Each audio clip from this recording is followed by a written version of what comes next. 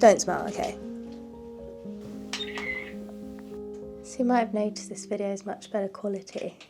Got 2 videographers with me today, pulling out all the stops. Pad and Jags.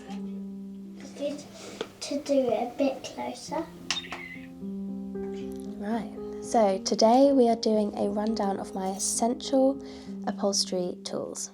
This is just for modern upholstery, so I'm just going to do what I use pretty much every day.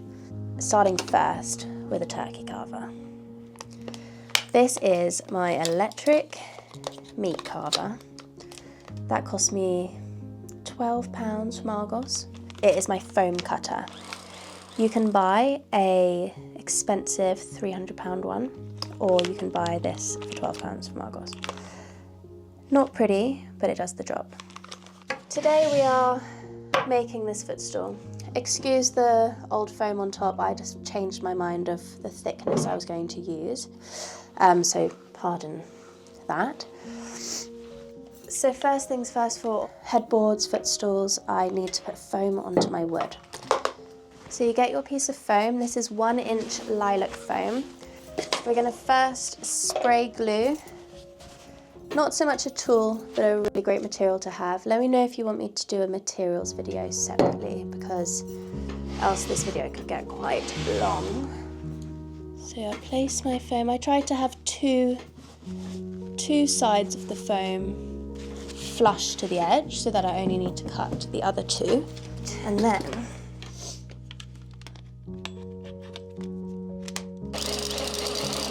so, turkey carver. Line it up flush with your wood.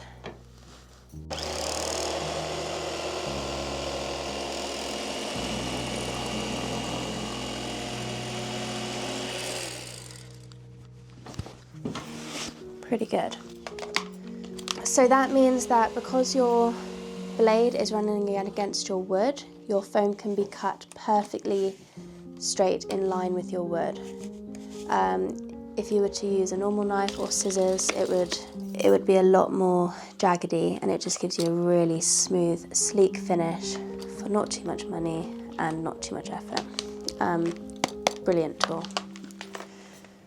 So the next tool that we're going to need are some sharp but blunt scissors. So you need 2 pairs of scissors in your toolbox. You need sharp, and you need a little bit sharp. These I use for my polywooding and for anything that is not top fabric. These super sharp ones are saved for top fabric only, and I'm very strict on that.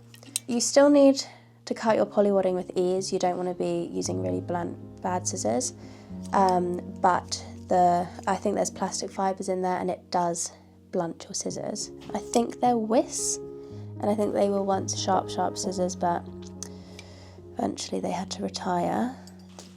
So it's a little bit sharp time. Put my polywooding on, and that segues nicely into my next essential tool. This will be the most expensive and biggest purchase of them all. If you want to do upholstery properly and seriously, this air-powered staple gun is a must. This is a BEA. I think this is one of the most expensive brands. You can pick a pneumatic staple gun up fairly cheaply. I got mine secondhand, or you can get a non-branded one for about £50, I reckon. And then the next thing that you'll need is a compressor.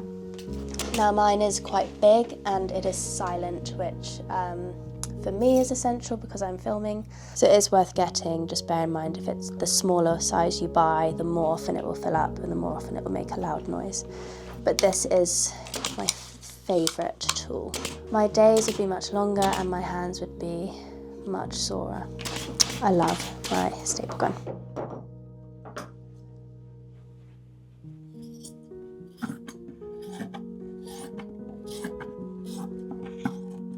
The next essential is a tape measure. You need a tape measure and you need a straight metre-long ruler. You do need a long one. I use my tape measure for finding out what length I need to cut my top fabric at. So this tape measure allows me to measure around curves, and it is super long. This one is 3 meters. So I recommend you using chalk, because if you get something slightly wrong, the chalk can rub away. So you'll get out of jail free card, because you're not going to mess up your fabric if you do a wrong measurement. Measure twice, cut once. Get some tailor's chalk. So with my long straight edge and my tailor's chalk, I'm going to measure out my top fabric. Next tool is sharp scissors. It's time for top fabric, and so it's time to get these out.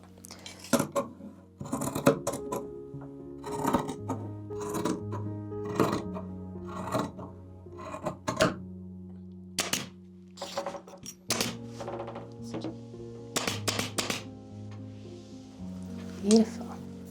These are probably my most used tool, my wire cutters. They are used to take temporary staples out. So I've got my temporary staple in here, and I'm happy with my tension, and so I'm ready to put some permanent staples in.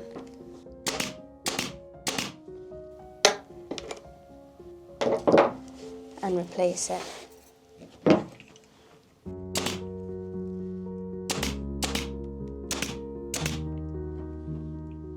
Next tool is a regulator, and this kind of acts as another hand for places that you can't reach, and so sometimes I use it to kind of see where the hole in my wood is for reupholstering a chair, and I also use it to make nice pleats. So on this footstool I'm going to use it to make sure that my corners are really neat.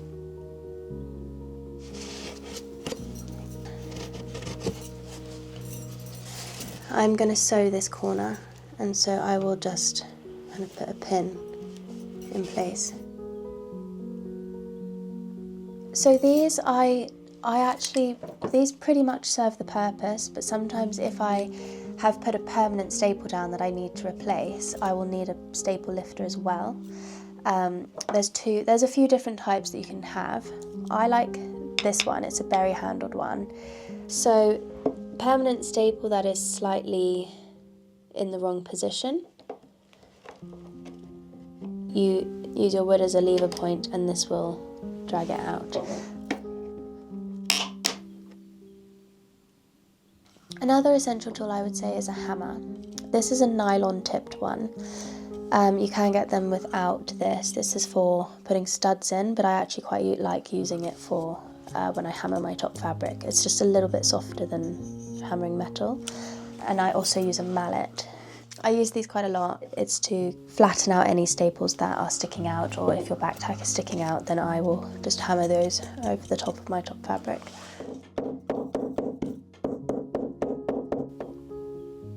Mallet, pretty much the same thing, but wider area, surface area. Yeah. And one more essential tool is a curved needle. So my curved needle I use for slip stitching my corners, and because it's curved, your needle can come straight out. So obviously I can't get inside that piece of fabric. I use the small ones for slip stitching, and I use bigger ones for more traditional upholstery, which I won't need for this project. They come in all different sizes. So that is all the tools that I would use for that footstool. There are a few other things that I would recommend. If you're doing any sewing, I would recommend these quilter's clips. They're brilliant if you want to use instead of pins when you're pinning together your layers of fabric. And obviously if you're sewing, you need a sewing machine. Essential would just be a domestic machine. Anything that can do a straight stitch, you do not have to get anything fancy. But obviously if you're making piping or if you're making cushions, you do need a sewing machine. Nice to have would be an industrial one like what I've got. It's a walking foot one, and it can handle many layers. It can handle leather, it can handle all sorts of thick upholstery materials, but obviously it's expensive and it takes up a lot of space. So only if you're doing professional upholstery do you really need an industrial one. it is nice to have, but definitely not essential. Another essential, say if you're reupholstering a chair that has an exposed wood edge and you're stapling right up against the wood, you don't want to damage your wood with your scissors, and so I would use a Stanley blade for that. I definitely recommend getting this one that has the snap-off blade. You need a really sharp blade, else it will fray your fabric, and these are really great. You just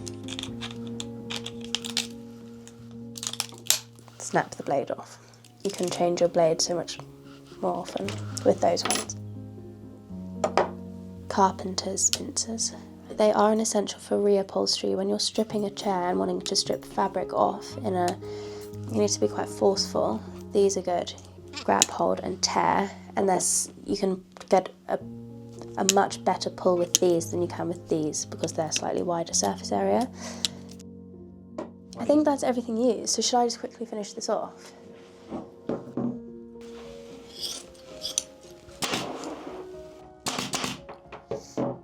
Finished. Cute. Using all our tools. Oh, so cute. I love the little ball handles, the ball feet. What do you think? I think every kid needs a Kit Kemp bunty stripe footstool, really. Made bespoke for him. Just that he can get into the snack drawer a bit easier, basically. So that's it. That's everything that I would use for upholstering that footstool. If you wanted a separate video on materials or sewing essentials, then I can do that separately. But I really hope you like it. Thank you for watching.